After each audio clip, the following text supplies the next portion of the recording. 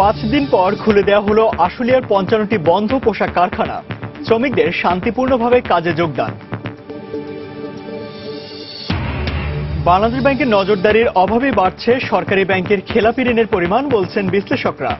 Banking খাতে শৃঙ্খলা আনতে বিচার নিশ্চিতের পরামর্শ। বিমান বাংলাদেশের উড়োজাহাজে বারবার ত্রুটির জন্য ব্যবস্থাপনা আর দক্ষতার অভাবে দায়ী, বলছেন বিশ্লেষকরা। জড়িতদের শাস্তি নিশ্চিতের আশ্বাস কর্তৃপক্ষের। এবং নানামুখী সংকটে বিএসটিএ রাজশাহী আঞ্চলিক কেন্দ্র। চরম দুর্ভোগে পণ্য উৎপাদনকারী প্রতিষ্ঠানগুলো। আগামী 1 বছরে সমস্যার সমাধানে আশ্বাস সংশ্লিষ্টদের।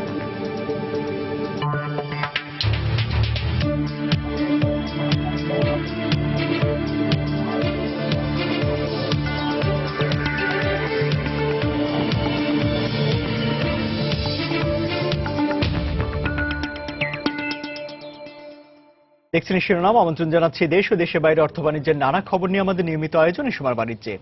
আপনার সঙ্গে আছি আমি ইমতিয়াজ আহমেদ। বেতন বাড়ানোর দাবিতে শ্রমিক বিক্ষোভের মুখে বন্ধ করে দেওয়া সাভারের আশুলিয়ার পোশাক কারখানাগুলো আজ থেকে খুলে দেওয়া হয়েছে। গতকাল এক সংবাদ সম্মেলনে এ ঘোষণা দেন গার্মেন্টস মালিকদের সংগঠন বিজিএমইএ। দীর্ঘদিন বন্ধ থাকার পর আজ সকাল থেকে কর্মস্থলে যোগ দিতে থাকেন শ্রমিকরা। তবে প্রত্যেকটি কারখানার সামনেই অতিরিক্ত পুলিশ মোতায়েন রয়েছে। সেই সাথে যে কোনো অপ্রীতিকর পরিস্থিতি এড়াতে পুরো এলাকায় র্যাব সদস্যরা টহল দিচ্ছেন। শ্রমিক বিক্ষোভের জেরে গত 20 তারিখ থেকে আশুলিয়ার 55টি পোশাক কারখানা বন্ধ করে দেয় বিজিএমইএ। পরে প্রধানমন্ত্রীর নির্দেশে এবং 30টি শ্রমিক সংগঠনের অনুরোধে আজ থেকে কারখানাগুলো খুলে দেওয়ার সিদ্ধান্ত নেয় সংগঠনটি।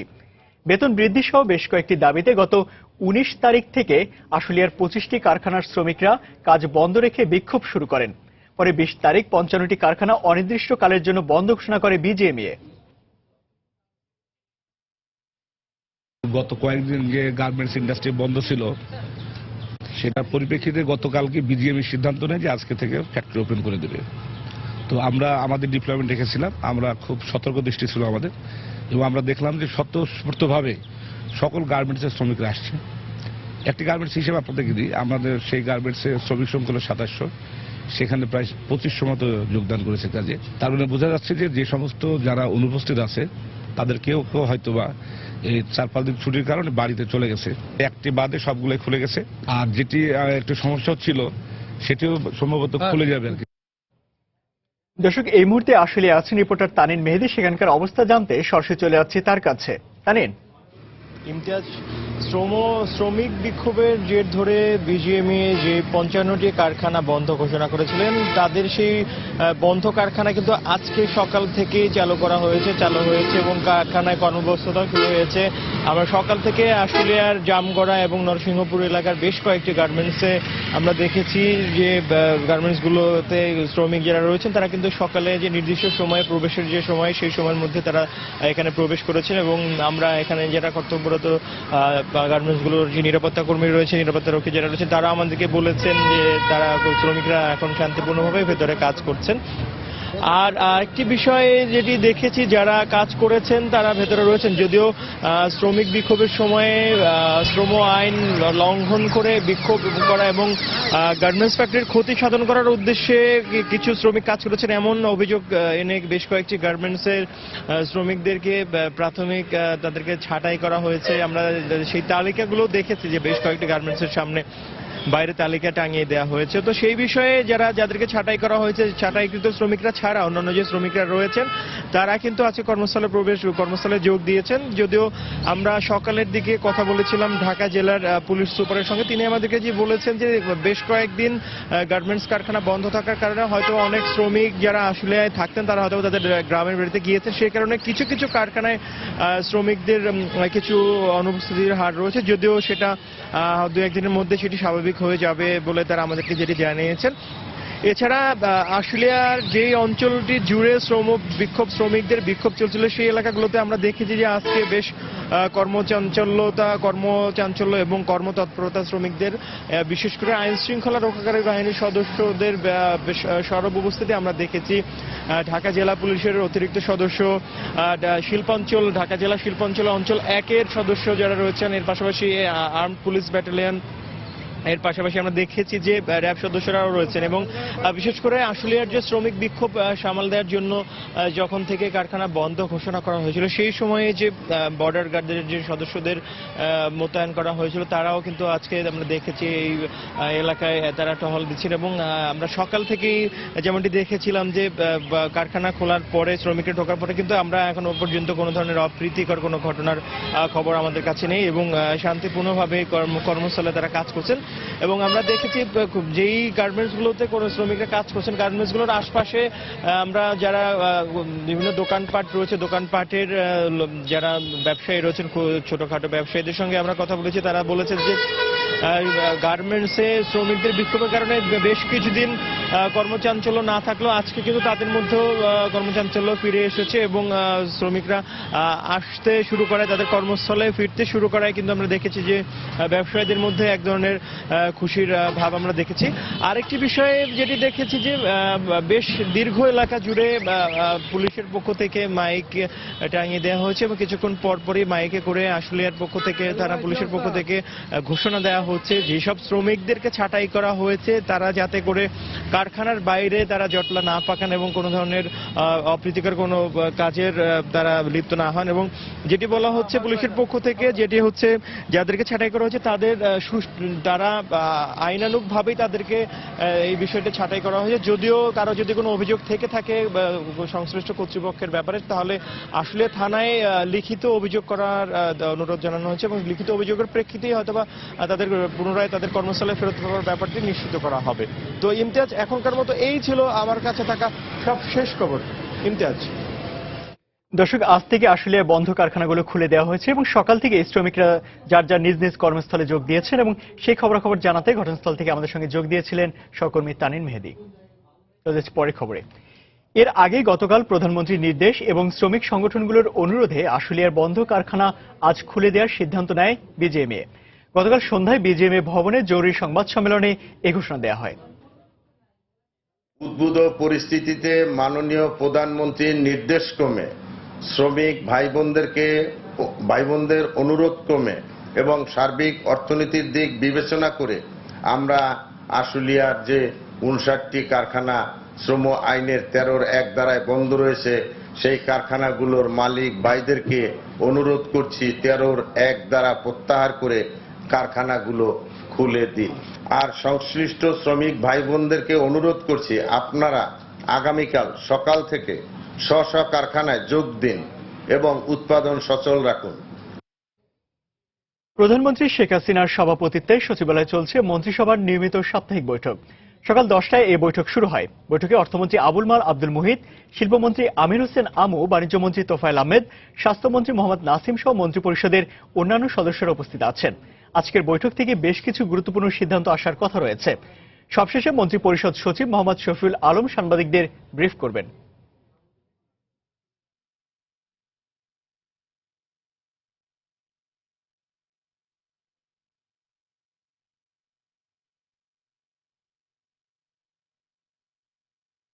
দেশের অর্থনীতির সঙ্গে বড় হচ্ছে খেলাপি ঋণের পরিমাণও সরকারি ব্যাংকের খেলাপি ঋণ বাড়ার জন্য অর্থ মন্ত্রণালয়কে দুষছেন অর্থনীতি বিশ্লেষকরা এজন্য ব্যাংক ব্যবস্থাপনায় বাংলাদেশ ব্যাংকের পর্যাপ্ত নজরদারির অভাবকে বড় করে দেখছেন অনেকে ব্যাংকিং খাতে শৃঙ্খলা ফিরিয়ে আনতে ঋণ খেলাপিদের বিচার নিশ্চিত করার পরামর্শ বিশ্বব্যাংক প্রতিনিধির কামরুল হোসেন সবুজের রিপোর্ট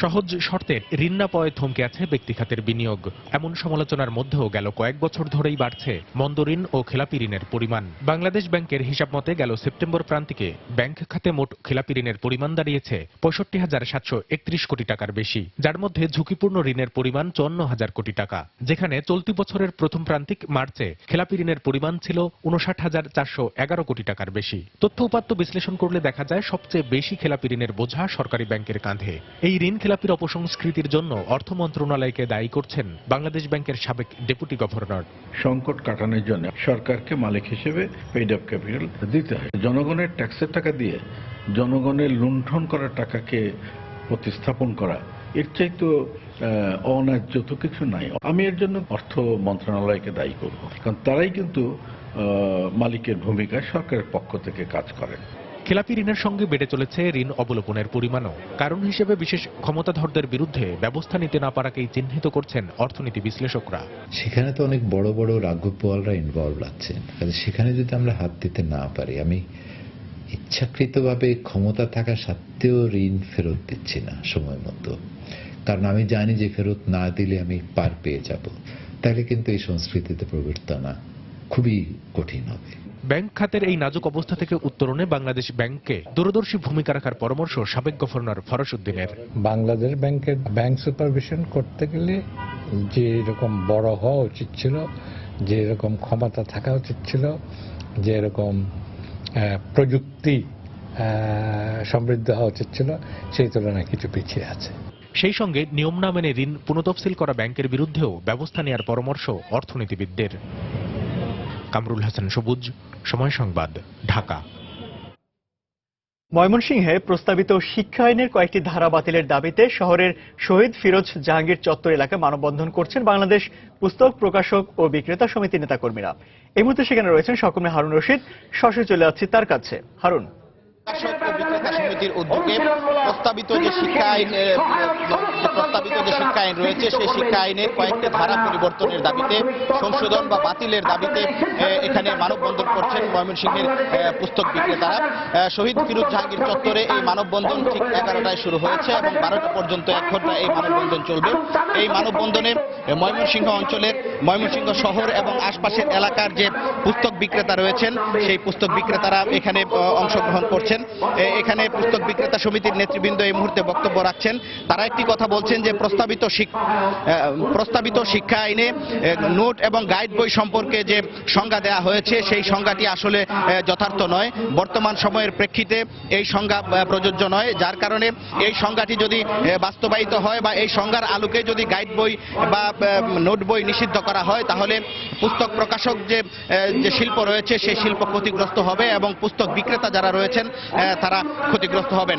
তারা এখানে বলছেন যে আসলে শিক্ষা আইনে, প্রস্তাবিত শিক্ষা আইনে যে সংজ্ঞা দেওয়া হয়েছে, সেই সংজ্ঞাটি আসলে সময় উপযোগী বা যুগোপযোগী নয়। তারা বলছেন বর্তমান সময়ে বাজারে যে নোট বই বা গাইড বই পাওয়া যাচ্ছে, সেটির তারা বিরোধী, কিন্তু বর্তমান সময়ে সৃজনশীল শিক্ষা পদ্ধতির যে শিক্ষা পদ্ধতি রয়েছে, সেই সৃজনশীল শিক্ষা পদ্ধতিতে আসলে গাইড বই বা নোট বইয়ের প্রয়োজনীয়তা না থাকলেও শিক্ষা সহায়ক যে বই রয়েছে, সেই শিক্ষা সহায়ক বইয়ের প্রয়োজনীয়তা রয়েছে। সেখানে গাইড বই এবং নোট বইয়ের সংজ্ঞা পরিবর্তন করে সেটিকে শিক্ষা সহায়ক বই যেন বাজারে চালু থাকতে পারে এবং শিক্ষক শিক্ষার্থীরা যাতে এই বইটি পেয়ে উপকৃত হতে পারেন, সে বিষয়টি প্রস্তাবিত শিক্ষা আইনে স্থাপন করতে হবে বা প্রস্তাবিত শিক্ষা আইনে সেই ধারাটি থাকতে হবে, যেন কোনোভাবেই দেশের প্রকাশনা শিল্প কোনোভাবেই ক্ষতিগ্রস্ত না হয় এবং পুস্তক ব্যবসায়ী যারা আছেন তারা যেন ক্ষতিগ্রস্ত না হন। এই দাবিতে আজকে এখানে মানববন্ধন অনুষ্ঠিত হচ্ছে। আমরা এই পুস্তক প্রকাশক এবং বিক্রেতা সমিতির নেতৃবৃন্দের সাথে কথা বলে জানতে পেরেছি যে আজ দুপুর 12টা পর্যন্ত এই কর্মসূচি পালনের কারণে জেলার সকল পুস্তক প্রকাশক বা লাইব্রেরি বন্ধ রয়েছে এবং সেই লাইব্রেরি বন্ধ রেখে তারা এই কর্মসূচি পালন করছেন এবং আগামী 2 দিনও একই দাবিতে কর্মসূচি পালন করা হবে।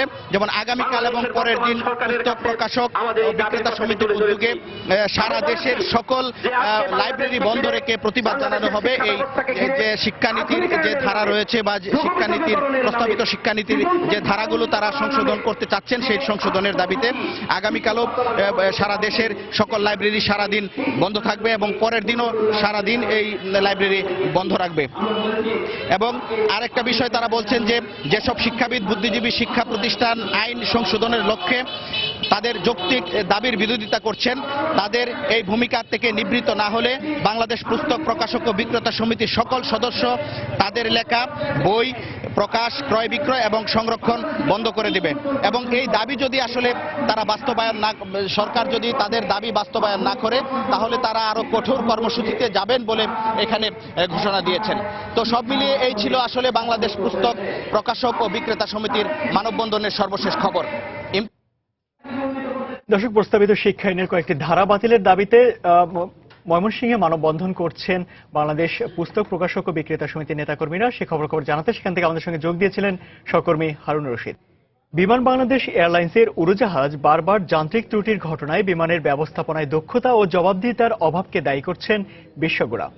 তাদের মতে বিমানের সেবা নিশ্চিত করতে বিমানকে এসেনশিয়াল সার্ভিস হিসেবে ঘোষণা করা দরকার।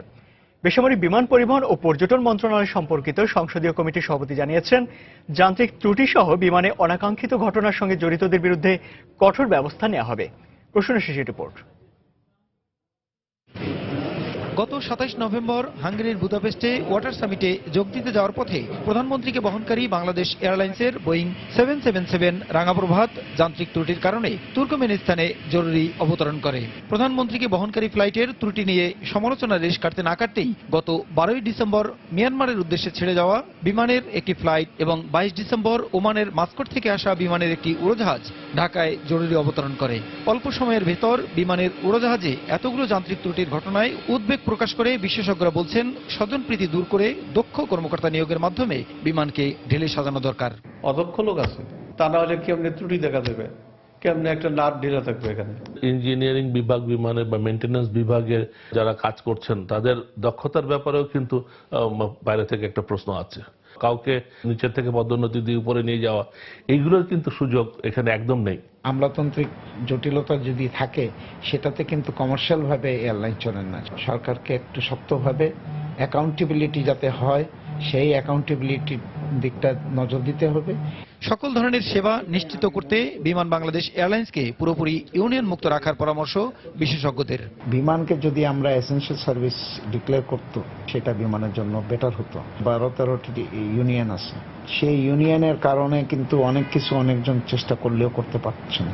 এই সার্ভিসটাকে ইউনিয়ন বহির্ভূত রাখতে হবে। এয়ারপোর্ট সার্ভিসের জন্য আমি এম্বার্কেশন ফি দিচ্ছি, কেন ৪ ঘন্টা ৫ ঘন্টা আমি ব্যাগেজের জন্য ওয়েট করব? আমি উড়োজাহাজ রক্ষণাবেক্ষণ ও ব্যবস্থাপনার ক্ষেত্রে দক্ষ জনবল নিয়োগের পাশাপাশি অনাকাঙ্ক্ষিত ঘটনায় দায়ীদের বিরুদ্ধে কঠোর ব্যবস্থা নেওয়ার কথা বলেন বেসামরিক বিমান পরিবহন ও পর্যটন মন্ত্রণালয় সম্পর্কিত সংসদীয় কমিটির সভাপতি। উচ্চ পর্যায়ের কমিটির মাধ্যমে বিমানের ব্যবস্থাপনা এবং এর সার্বিক পরিচালনাকে আরো উন্নত করার লক্ষ্যে একটা প্রয়োজনীয় ব্যবস্থা গ্রহণের নির্দেশ দেওয়া হয়েছে। বিমান চলতে হবে সম্পূর্ণ দক্ষতার ভিত্তিতে এবং কোনো ধরনের অদক্ষতা গ্রহণযোগ্যতা না হয় এবং তাদের বিরুদ্ধে কঠোর শাস্তিমূলক ব্যবস্থা গ্রহণের ব্যবস্থা আগামীতে হবে বলে আমি আশা করি। এখন থেকে যাত্রী সেবার স্বার্থে বিমানের অভ্যন্তরীণ শৃঙ্খলা বজায় রাখতে বিভিন্ন ইউনিয়নের কর্মকাণ্ড নিয়ন্ত্রণ করা হবে বলেও জানান ফারুক খান। প্রসূন আশিস, সময় সংবাদ, ঢাকা। যোগাযোগের মাধ্যম হিসেবে বেড়েই চলছে প্রযুক্তির ব্যবহার। চাহিদা বাড়ায় বিশ্বব্যাপী সৃষ্টি হয়েছে প্রযুক্তি পণ্যের বিশাল বাজার। এতে যুক্ত হচ্ছে বাংলাদেশও। অভ্যন্তরীণ চাহিদা মিটিয়ে ২০২১ সাল নাগাদ তথ্য প্রযুক্তি খাত থেকে $৫ বিলিয়ন রপ্তানি আয়ের লক্ষ্য রয়েছে সরকারের। এই অবস্থায় প্রযুক্তি পণ্যের নতুন নতুন বাজার গড়ে তুলতে সরকারকে উদ্যোগী হওয়ার আহ্বান উদ্যোক্তাদের। রাজধানীর এলিফ্যান্ট রোডের কম্পিউটার সিটি সেন্টারে বসেছে শীতকালীন ডিজিটাল আইসিটি মেলা। কেউ দেখছেন, কেউ বা কিনছেন। পছন্দের পণ্যটি বেছে নিতে দোকানে দোকানে ক্রেতাদের সমাগম। দর্শনার্থীদের আকৃষ্ট করতে সবশেষ প্রযুক্তির কম্পিউটার, ল্যাপটপ, ক্যামেরা ও পেনড্রাইভ সহ নানা প্রযুক্তি পণ্যের পসরা সাজিয়েছেন দোকানিরা। দর্শনার্থীদের নানা প্রশ্নের জবাবও দিচ্ছেন বিক্রয় প্রতিনিধিরা। গ্রাহকদের বিভিন্ন ব্র্যান্ডের প্রযুক্তি পণ্য দেখা ও কেনার সুযোগ করে দিতেই এই আয়োজন। পণ্য ভেদে আছে বিশেষ ছাড় ও উপহারের ব্যবস্থা। বেশি প্রেফার করতেছি কোরাই 5 আর কোরাই 7 6th জেনারেশন। নতুন নতুন ল্যাপটপ এখানে দেখতেছি আমরা। মেনলি আসছি আজকে পেনড্রাইভ দেখার জন্য, আর মোবাইলে একটা প্রোটেক্টর গ্লাস নেব। আর এমনিতে মোটামুটি মেলাটা ঘুরে দেখলাম, ভালোই লাগতেছে। 7th জেনারেশন যে ল্যাপটপগুলো নতুন নতুন বাজারে আসছে, আমরা সেগুলো দর্শকদের জন্য, কাস্টমারদের জন্য আমরা ডিসপ্লে ব্যবস্থা করছি। মেলার আগে পরে যে প্রাইসটা থাকে ওটা থেকে আরো 5% আমরা ডিসকাউন্ট দিচ্ছি প্রতিটা ল্যাপটপে। এবারে মেলায় অংশ নিয়েছে 6 শতাধিক প্রতিষ্ঠান। আয়োজকরা বলছেন, শুধু অভ্যন্তরীণ বাজার নয়, তথ্য প্রযুক্তি খাতের রপ্তানি আয়ের লক্ষ্যমাত্রা অর্জনে নজর দিতে হবে দেশের বাইরের নতুন বাজার সৃষ্টিতে। বাংলাদেশে অনেকগুলি কিন্তু নতুন প্রযুক্তি পণ্য উৎপাদনকারী প্রতিষ্ঠান হয়েছে। এখানে যদি আমাদের সুযোগ থাকে, আমাদের উৎপাদনকারী, আমাদের অ্যাসেম্বলিং প্রোডাক্টগুলি কিন্তু আমরা বাইরে ডিসপ্লে করতে পারি। যদি এরকম বাইরে যে সমস্ত মেলাগুলি হয়, সরকার থেকে ইন্সপায়ার্ড হয়ে যে ওইখানে আপনার প্রোডাক্ট প্রদর্শন করেন, আশেপাশে যে সমস্ত দেশগুলি আছে ওদের কিন্তু ভালো মার্কেট বাংলাদেশের জন্য আছে। Cyber security, the only way to fly, এই শিরোনামে শুরু হওয়া আইসিটি মেলা চলবে 27 ডিসেম্বর পর্যন্ত। দর্শনার্থীদের জন্য প্রতিদিন সকাল 10টা থেকে রাত 8টা পর্যন্ত উন্মুক্ত থাকবে এই মেলা। শুভ খান, সময় সংবাদ, ঢাকা। রাজধানী এলিফ্যান্ট রোডের কম্পিউটার সিটি সেন্টারে চলছে শীতকালীন ডিজিটাল আইসিটি ফেয়ার। এই মুহূর্তে সেখানে রয়েছেন সহকর্মী কামরুল হাসান সবুজ। মেলার সবশেষ খবর জানতে চলে যাচ্ছি তার কাছে। কামরুল। ইমতিয়াজ, 6 দিন ব্যাপী যে ডিজিটাল আইসিটি ফেয়ার চলছে রাজধানীর এলিফ্যান্ট রোডে যে কম্পিউটার মাল্টিপ্ল্যান কম্পিউটার সিটিতে, তো সেখানে কিন্তু আমরা সকাল 10টা থেকে মেলা শুরু হয়েছে, রাত 10টা পর্যন্ত চলবে। কিন্তু সকাল 10টা থেকে কিন্তু আমরা এখন পর্যন্ত তেমন কোনো দর্শনার্থী বলেন বা ক্রেতা বলেন সেরকম কিন্তু আনাগোনা নেই, একদমই ফাঁকা হয়ে আছে মার্কেটগুলো। কিছুক্ষণ আগে খুলেছে, আধা ঘন্টা আগে সব মার্কেটগুলো খুলেছে এবং এখানে যে বিভিন্ন পণ্যের উপরে যে বিভিন্ন ছাড় দিচ্ছে এই সব সুবিধা মোটামুটিভাবে এখানে আছে। কিন্তু এখানে দর্শনার্থীরা কিন্তু যখন মার্কেটে ঢুকছেন তখন কিন্তু তাদেরকে 10 টাকা করে এন্ট্রি ফি দিতে হচ্ছে। এন্ট্রি ফি দেওয়ার কারণে কিন্তু তারা একটু বিড়ম্বনার মধ্যে, একটু ভোগান্তির মধ্যে পড়ছেন, কারণ এখানে রেগুলার মার্কেটে রেগুলার কাস্টমাররা আসছেন, সেই ক্ষেত্রে কিন্তু তাদের জন্য কিন্তু 10 টাকা করে প্রবেশ মূল্য একটু বেশি হয়ে যাচ্ছে। তারপরে আমি একজন বিক্রেতার সাথে একটু কথা বলে এই মেলার হালচাল সম্পর্কে এবং বিক্রির যে আপডেট সম্পর্কে একটু জানার চেষ্টা করি। তো আপনাদের এই মেলার শুরু থেকে এখন পর্যন্ত যে বিক্রি হচ্ছে এর মধ্যে কয়দিন ছুটি ছিল, সব মিলে কেমন হচ্ছে বিক্রি? আমার মনে হয় আমরা 50% কভার করতে পারছি, যা আশা করছি তার 50% কভার করতে পারছি। তো এই ছুটির মধ্যে কি বাড়তি কোনো ছুটির কারণে মেলাটা আসলে জমে নাই। ছুটি না হলে আশা করি কিছুটা ভালো হইতো। ছুটির কারণে টানা 3 দিন ছুটির কারণে আমরা এরকম কাস্টমার পাই নাই। আর বিশেষ অফার সম্পর্কে কিছু বলবেন? এই মেলাতে আসলে অফার অন্যান্য মেলা থেকে ভালো থাকে। প্রত্যেকটা ল্যাপটপের সাথে আমরা মিনিমাম 3 থেকে 4,000 টাকা ছাড় দিই এবং প্রত্যেকটা প্রোডাক্টের সাথে ল্যাপটপের সাথে গিফট আইটেমও থাকি এবং আমাদের যেহেতু নিজস্ব শোরুম, এখানে সার্ভিসটা ভালো পাই। ইমতিয়াজ, আমরা একজন বিক্রেতার সাথে কথা বলে দেখলাম, শুনলাম মেলা সম্পর্কে। তো মেলা আর মেলার ডিজাইনটাই ছিল আসলে সরকারি যে 3 দিন ছুটি ছিল এই ছুটিকে সামনে রেখে ডিজাইন করা ছিল। কিন্তু এই ছুটির উপলক্ষে বেশিরভাগ যে বাসিন্দা ঢাকাতে থাকেন তারা কিন্তু আসলে গ্রামের বাড়িতে চলে গেছেন, যার জন্য কিন্তু মেলাটা ওভাবে জমে ওঠেনি। যদিও শুক্রবার বিকেলে এবং গতকাল অর্থাৎ রোববার বিকেলে কিছুটা জমেছিল, কিন্তু সেই মোতাবেক যেভাবে প্রত্যাশা ছিল সেই প্রত্যাশার কিন্তু 50% তারা কভার করতে পেরেছে, অর্থাৎ 50% পর্যন্ত এসেছে। এর বেশি কিন্তু তেমন কিছু আসেনি। তো বিভিন্ন ধরনের যে অফারের মধ্যে কিন্তু কোনো ল্যাপটপে মডেল ভেদে কিন্তু 12,000 টাকা পর্যন্ত এখানে ছাড় পাওয়া যাচ্ছে। কোনো অ্যান্টিভাইরাস কিনলে সেখানে হয়তো মোবাইল পাওয়া যাচ্ছে এবং সব ধরনেরই যে মেলা উপলক্ষে রেগুলার যেহেতু মার্কেট, এইখানে কিন্তু বিশেষ কোনো বৈচিত্র্য দেখা যাচ্ছে না।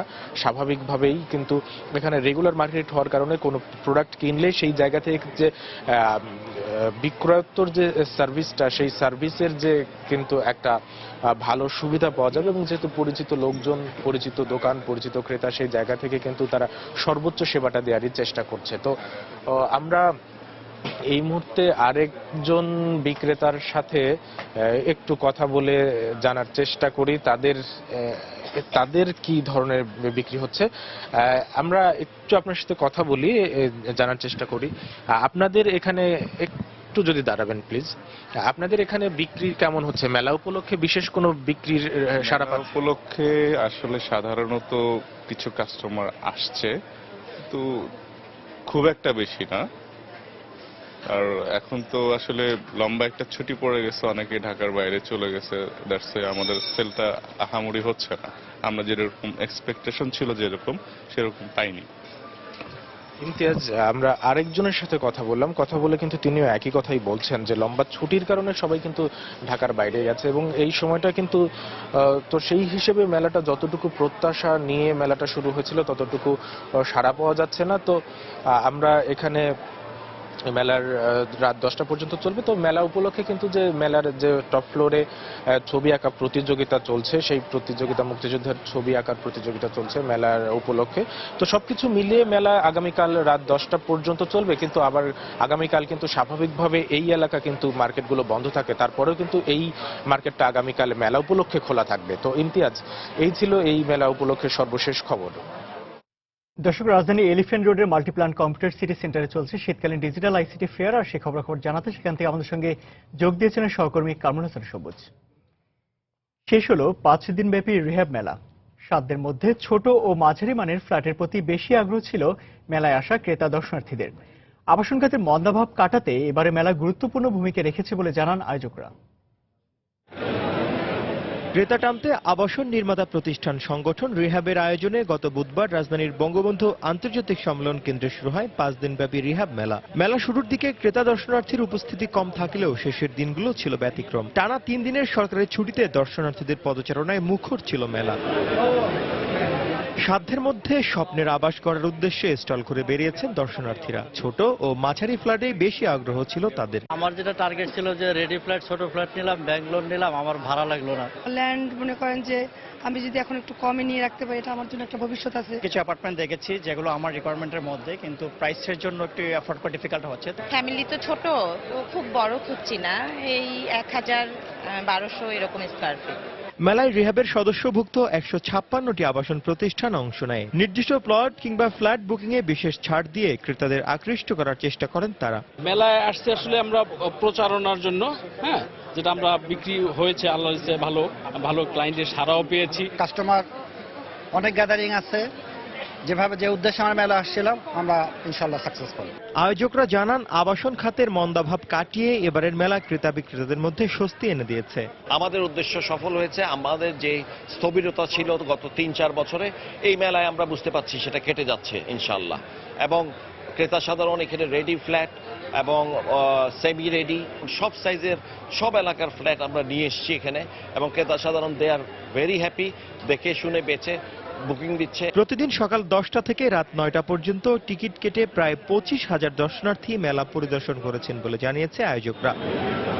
তানিন মেহেদি, সময় সংবাদ, ঢাকা। আধুনিক পরীক্ষাগার ও পর্যাপ্ত জনবলের অভাবে সংকটের মুখে বিএসটিআই রাজশাহী আঞ্চলিক কেন্দ্র। এতে সনদ পেতে চরম ভোগান্তির শিকার হতে হচ্ছে নতুন করে পণ্য উৎপাদনকারী প্রতিষ্ঠানগুলোকে। এদিকে ব্যবসায়ীদের অভিযোগ, পণ্যের মান যাচাইয়ের অজুহাতে বিএসটিআই এর দফায় দফায় অর্থদণ্ডে ক্ষতিগ্রস্ত হচ্ছেন তারা। আব্দুস সালামের তোলা ছবিতে রাকিবুল হাসানের প্রতিবেদন। ক্রমশ খাদ্য ব্যবসার পরিধি বাড়ছে রাজশাহীতে। হোটেল রেস্তোরাঁর পাশাপাশি প্যাকেট খাদ্যের মধ্যে নতুন স্বাদের দই, মিষ্টি, জ্যাম, জেলি সহ মধু রয়েছে এ তালিকায়। কিন্তু এসব পণ্যের সঠিক পরীক্ষা হচ্ছে না রাজশাহী বিএসটিআই এ। সংস্থাটিতে আরো 154টি পণ্যের 3টি বিভাগে পরীক্ষার কথা থাকলেও তা হচ্ছে না। আম জুসের পাল্প, দই ও পানির মাইক্রোবায়োলজিক্যাল পরীক্ষা হচ্ছে না এখানে। পণ্যের মান যাচাইয়ে অধিকাংশ পণ্যই পাঠাতে হচ্ছে ঢাকায়। এতে পণ্যের পরীক্ষার ফলাফল ও নতুন লাইসেন্স পেতে দীর্ঘ অপেক্ষায় ভোগান্তি বাড়ছে উদ্যোক্তাদের। আমাদের যদি এখানে টেস্ট হতো তাহলে টাকা বাঁচতো, সময় বাঁচতো। ব্যবসা বাণিজ্য সব ক্ষেত্রে, শিল্প ক্ষেত্রে সব দিক দিয়ে এটা ব্যাহত হয়। মাইক্রোবায়োলজিক্যাল ল্যাব আমাদের এখনো শুরু হয়নি। যদি শুরু হয় তাহলে আরো কিছু পণ্য আমরা এখানে টেস্টের ফ্যাসিলিটি তৈরি হবে। যদি ম্যান পাওয়ার বাড়াই দেওয়া হয় তাহলে আমরা জনগণে আরো বেশি দ্রুত সেবা দিতে পারবো। ব্যবসায়ীদের অভিযোগ, খাদ্য তৈরির নতুন কারখানা ও দোকানগুলোতে বিএসটিআই পণ্যের মানের অভিযোগ এনে জরিমানা করায় ক্ষতিগ্রস্ত হচ্ছেন তারা। এই রংগুলো বা কেমিক্যালস গুলো ব্যবহার করি, এগুলা বিএসটিআই অনুমোদিত, তারপরেও তারা আমাদের কাছে ফাইন করে 50,000, 20,000, 1 লক্ষ টাকা পর্যন্ত ফাইন করে। যতটা কথাবার্তা বলতে চায় তত ফাইনের অ্যামাউন্টটা আরো বেড়ে যায়। অবশ্য জেলায় বিএসটিআই শীর্ষ কর্মকর্তা আশ্বাস দিলেন, আগামী বছরের মধ্যেই সমস্যার সমাধান হবে। ল্যাবকে এরকম আধুনিকায়ন করতে হবে, সেটাকে আন্তর্জাতিক গ্রহণযোগ্যতা নেওয়ার জন্য এক্রিডিটেশন করতে হবে। এগুলো করা হলেই তখন আমরা এই টেস্টগুলো ভালোভাবে করতে পারবো। আমরা এটা হেড অফিসে লিখেছি, ইনশাআল্লাহ এটার কাজও হচ্ছে। রাজশাহী বিএসটিআই অফিসের দেয়া তথ্য মতে খাদ্য পরীক্ষণের 2টি ল্যাব উন্নয়নে প্রায় 70 লাখ টাকার বাজেট করা হয়েছে, আর প্রস্তাব দেয়া হয়েছে মাইক্রোবায়োলজিক্যাল পরীক্ষণাগারের। রাকিবুল হাসান, সময় সংবাদ, রাজশাহী। বাগেরহাটে নারিকেলের আচা দিয়ে তৈরি গহনা রপ্তানি হচ্ছে এশিয়া, আমেরিকা, ইউরোপ সহ পৃথিবীর বিভিন্ন দেশে, যার মাধ্যমে আয় হচ্ছে বিপুল পরিমাণ বৈদেশিক মুদ্রা। বাগেরহাটের বেসিক শিল্পনগরী নূরজাহান অ্যাগ্রো প্রসেসিং ইন্ডাস্ট্রিতে 2011 সাল থেকে নারিকেলের আচা দিয়ে বোতাম তৈরি শুরু করে কয়েকজন নারী শ্রমিক। এই বোতামের চাহিদা দেশ বিদেশে বেড়ে গেলে তৈরি শুরু হয় জুয়েলারি পণ্য, হ্যান্ডব্যাগ ও ওয়ালমেট। এতে করে সৃষ্টি হয়েছে নতুন নতুন কর্মসংস্থান এবং বৈদেশিক মুদ্রা আয়ের সুযোগ। সরকারি পৃষ্ঠপোষকতা পেলে এই শিল্প আরও এগিয়ে যাবে বলে আশাবাদ উদ্যোক্তাদের।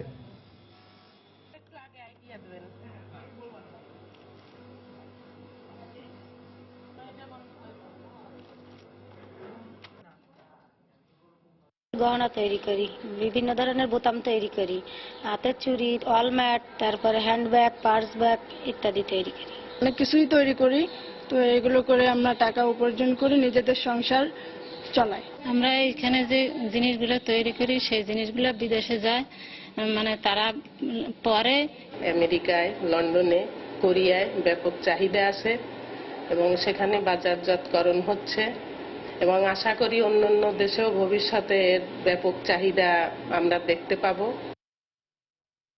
বগুড়ার নাগর নদী থেকে অবৈধভাবে বালু ও মাটি কাটার মহোৎসব চলছে। 7 থেকে 10 জনের একটি বালু ব্যবসায়ী সিন্ডিকেট প্রতিদিন শত শত ট্রাক দিয়ে চালাচ্ছে এই অবৈধ ব্যবসা। এতে নদী ভাঙনে সর্বশান্ত হচ্ছেন এলাকার মানুষ। অবৈধ বালু উত্তোলন বন্ধে এখনো প্রশাসনের কোনো উদ্যোগ চোখে পড়েনি। মাজিদুর রহমানের রিপোর্ট, ছবি তুলেছেন রবিউল ইসলাম। গত কয়েক বছর থেকে বগুড়ার দুপচাচিয়া ও কাহালু উপজেলার নাগর নদী থেকে অবৈধভাবে বালু ও মাটি উত্তোলন করছে এলাকার কিছু প্রভাবশালী বালু ব্যবসায়ী। শ্যালোচালিত মেশিন ও এক্সকাভেটরের সাহায্যে মাটি কেটে প্রতিদিনই ট্রাকে ট্রাকে বালু ও মাটি উত্তোলন হচ্ছে এই নদী থেকে। এর ফলে নাগর নদীর বন্যা নিয়ন্ত্রণ বাঁধ ও নদীর তীরে থাকা জমিগুলো নদীগর্ভে বিলীন হচ্ছে। প্রতিবাদ করেও ফল পাচ্ছেন না এলাকার মানুষ। এখানে একটা শ্মশান ছিল, সেই শ্মশানটা বালু তোলাতে নদীর মধ্যে ভাঙ্গা চলে গেছে। এই এখানে তুলেছে, ওখানে ওই পার কাটিচ্ছে, আবার ওই সামনে ওটি কাটিচ্ছে। এটা গোটালাই মনে করেন যে দরিয়া হয়ে যাবে। বাড়ি ঘর তো সব চলে যাবে, কিছু থাকবে না। আশেপাশে আবাদি যে জমিগুলো আছে, জমিগুলো ভাঙে চলে যাচ্ছে। আমরা এই কথা বললে বড়দের সঙ্গে আমরা পারবো না। ঠিক আছে, তারা ক্ষমতাসীন, আমরা ক্ষমতাসীন না। বালু ও মাটি উত্তোলনের কথা স্বীকার করে অবৈধ বালু ব্যবসায়ী সিন্ডিকেটের এক সদস্য জানালেন, নদীর তীরে ফসল হচ্ছে না এমন জমি থেকে তারা বালু ও মাটি উত্তোলন করছেন। নদীর মধ্যে ভেঙে যাচ্ছে, নষ্ট হয়ে যাচ্ছে, আবাদ ফসলও হচ্ছে না। এই জমির নিকটতম ভাটার কারণে এই জায়গাগুলো আর কি ভাটায় মাটি বিক্রি হচ্ছে, ভাটার মালিকেরাই মাটিগুলো নিয়ে যাচ্ছে। এবার এখনো বালু ও মাটি উত্তোলনের খবর তাদের জানা নেই। খবর পেলেই অভিযান পরিচালনা করা হবে বলে জানালেন উপজেলা প্রশাসনের এই কর্মকর্তা। যদি আমাদের কাছে এরকম অভিযোগ থাকে তাহলে অবশ্যই আমরা সেগুলো মোবাইল কোর্ট পরিচালনার মাধ্যমে ব্যবস্থা নেব, যাতে করে পরিবেশের ভারসাম্য রক্ষা হয় এবং নদী যাতে রক্ষা পায়। এলাকাবাসীর তথ্য মতে বাইজিদ, শামীম, হাসুমিয়া সহ 10 জন অবৈধভাবে নদী থেকে মাটি ও বালু উত্তোলনের সাথে জড়িত। বালু উত্তোলনের ফলে ফকিরপাড়া, ঘুনপাড়া, পাঁচথিতা, বেলহালি, চাকলা শ্মশান এলাকার কৃষকের প্রায় 2000 একর জমি নাগর নদীগর্ভে বিলীন হয়েছে। মাজিদুর রহমান, সময় সংবাদ, বগুড়া। হেমন্তের শেষ দিক থেকে দেশি বিদেশি অসংখ্য পাখির কলতানে মুখর হয়ে উঠেছে ব্রাহ্মণবাড়িয়ার মেদির হাওর। প্রতি বছরের মতো প্রাকৃতিক খাবারের এই অফুরন্ত ভাণ্ডারে আগমন ঘটেছে বালিহাঁস, পানকৌড়ি, বালিল্যাঞ্জা সহ বিভিন্ন রকম ও ধরনের পাখি। রং বেরঙের এই পাখির কলতানে মুগ্ধ অসংখ্য পর্যটক ও পাখি প্রেমীরা। ব্রাহ্মণবাড়িয়া থেকে জুয়েলুর রহমানের ছবি ও উজ্জ্বল চক্রবর্তী পাঠানো তথ্য নিয়ে ডেস্ক রিপোর্ট।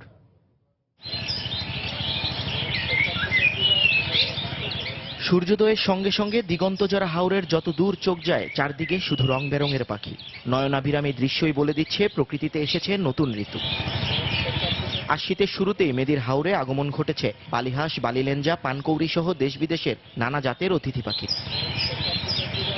স্যাঁতস্যাঁতে কাদা পানিতে ছোট ছোট মাছ আর শামুক সহ নানা ধরনের খাবারের উৎস থাকায় প্রতি বছর ব্রাহ্মণবাড়িয়া, কিশোরগঞ্জ এবং হবিগঞ্জ জেলার একাংশ নিয়ে গড়ে ওঠা নাসিরনগরের এই মেদির হাওরে বসে পাখিদের মেলা। আর প্রতি বছরই পাখির এই কলকাকলি শুনতে আর মুগ্ধ নয়নে উপভোগ করতে এখানে আগমন ঘটে অসংখ্য পর্যটক ও পাখিপ্রেমী। তবে প্রতিটি সুন্দরের উল্টো পিঠেই যেন রয়েছে অসুন্দরের বিভৎস থাবা। এখানেও যার ব্যতিক্রম নয়। হাওরে মাছ ধরতে আসা জেলেদের পেতে রাখা জাল আর শিকারীদের ফাঁদে পড়ে প্রাণ হারায় অসংখ্য পাখি। এতে করে প্রতি বছরই কমছে পাখিদের আনাগোনা। এখানে বালিহাঁস আছে, লেন্দা আসে, অনেক পাখি আসে। প্রাকৃতিক ভারসাম্য রক্ষা করতে এই পাখিগুলোর যথেষ্ট অবদান আছে। দূর দূরান্ত থেকে এখানে অনেক অতিথিরা আসে পাখি দেখতে। প্রশাসনের কাছে আমাদের আবদার যেন এদের এই শিকারগুলোকে বন্ধ করে। এসব পাখি সুরক্ষায় মাঠ পর্যায়ে কোনো সচেতনতা কার্যক্রম চোখে না পড়লেও জেলা বন ও পরিবেশ বিভাগের দাবি নেওয়া হয়েছে প্রয়োজনীয় সব ব্যবস্থা। অতিথি পাখিগুলো আসে সেটারও সুরক্ষার জন্য আমরা প্রতিনিয়তই সব জায়গায়, সব উপজেলা টিওনো মহোদয়কে জানানো হয়েছে। বিভিন্ন জায়গায় পাখি নিধন হচ্ছে কিনা সে ঘুরে বেড়ানো হচ্ছে, দেখা হচ্ছে। তবে জেলার প্রাণী সম্পদ বিভাগের কর্মকর্তা বললেন, পাখি রক্ষায় শুধু সরকারি উদ্যোগ নয়, প্রয়োজন সামাজিক আন্দোলনের। এটা তো প্রাকৃতিক একটা সৌন্দর্যের বিষয় এবং প্রাকৃতিক একটা ভারসাম্যেরও বিষয়। বন্য পাখি নিধন করা আইনত দণ্ডনীয় অপরাধ। আমাদের সামাজিকভাবে একটা আন্দোলন করে গড়ে তুলতে হবে, যাতে তারা নির্ভয়ে আমাদের এই জলাশয়গুলোতে পাখিগুলা বিচরণ করতে পারে। 2016 জানুয়ারি মাসে বাংলাদেশ বার্ড ক্লাবের সর্বশেষ জরিপ অনুযায়ী হাওর অঞ্চলে 56 প্রজাতির পাখির সন্ধান পাওয়া গেছে। সময় সংবাদ, ব্রাহ্মণবাড়িয়া। যমুনা ব্যাংকের উদ্যোগ ও অর্থায়নে মহান বিজয় দিবস উপলক্ষে চিত্রাঙ্কন প্রতিযোগিতা অনুষ্ঠিত হয়েছে। রাজধানী কাকরাইলে ডিপ্লোমা ইঞ্জিনিয়ার্স ইনস্টিটিউশন ভবন কাউন্সিলে অনুষ্ঠিত হয় এই প্রতিযোগিতায় প্রধান অতিথি হিসেবে উপস্থিত ছিলেন যমুনা ব্যাংক ফাউন্ডেশনের চেয়ারম্যান আলহাজ নূর মোহাম্মদ। সভায় সভাপতিত্ব করেন যমুনা ব্যাংকের ব্যবস্থাপনা পরিচালক শফিকুল আলম। অনুষ্ঠানে ব্যাংকের ঊর্ধ্বতন কর্মকর্তারা উপস্থিত ছিলেন।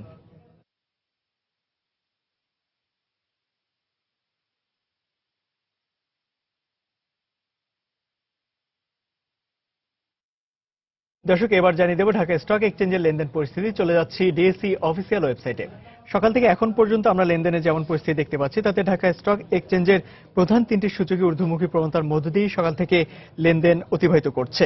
আমি যদি প্রথমেই জানিয়ে দিই, ঢাকা স্টক এক্সচেঞ্জের প্রধান সূচক অর্থাৎ ডিএসই এক্স ইন্ডেক্স, এই সূচকটি এখন পর্যন্ত 29.76 পয়েন্টের মতো বেড়েছে এবং অবস্থান করছে 4,986 পয়েন্টে। একই ধারাবাহিকতা আমরা দেখছি ডিএসই সরিয়ে ভিত্তিক অর্থাৎ ডিএসই এস ইন্ডেক্স, এখানে 7.47 পয়েন্টের মতো বেড়ে অবস্থান করছে 1,183 পয়েন্টে।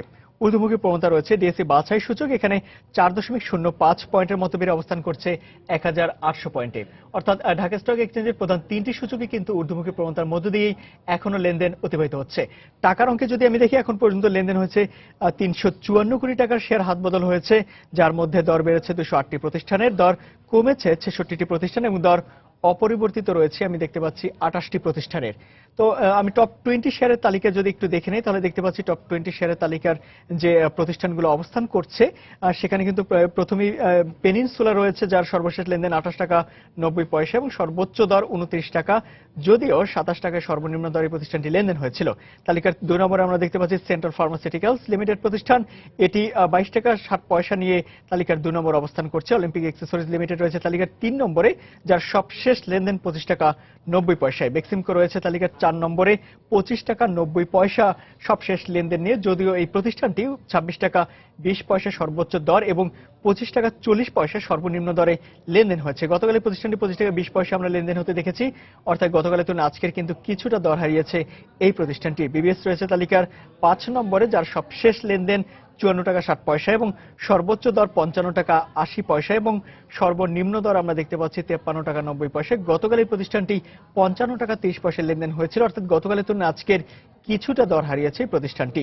মোটামুটি ঢাকা স্টক এক্সচেঞ্জের টপ 20 শেয়ারের তালিকার প্রথম 5টির অবস্থান জানিয়ে দিচ্ছিলাম। এই সময় বাণিজ্যের শিরোনামগুলো জানিয়ে দিচ্ছি আরেকবার। 5 দিন পর খুলে দেওয়া হলো আশুলিয়ার 55টি বন্ধ পোশাক কারখানা, শ্রমিকদের শান্তিপূর্ণভাবে কাজে যোগদান। বাংলাদেশ ব্যাংকের নজরদারির অভাবেই বাড়ছে সরকারি ব্যাংকের খেলাপি ঋণের পরিমাণ, বলছেন বিশ্লেষকরা। ব্যাংকিং খাতে শৃঙ্খলা আনতে বিচার নিশ্চিতের পরামর্শ। বিমান বাংলাদেশের উড়োজাহাজে বারবার ত্রুটির জন্য ব্যবস্থাপনা আর দক্ষতার অভাবে দায়ী, বলছেন বিশ্লেষকরা। জড়িতদের শাস্তি নিশ্চিতের আশ্বাস কর্তৃপক্ষের। এবং নানামুখী সংকটে বিএসটিআই রাজশাহী আঞ্চলিক কেন্দ্র, চরম দুর্ভোগে পণ্য উৎপাদনকারী প্রতিষ্ঠানগুলো। আগামী 1 বছরে সমস্যা সমাধানে আশ্বাস সংশ্লিষ্টদের। এই ছিল সময় বাণিজ্য। যে কোনো খবর পেতে ভিজিট করুন সময়নিউজ.tv আর সঙ্গে থাকুন সময়ের।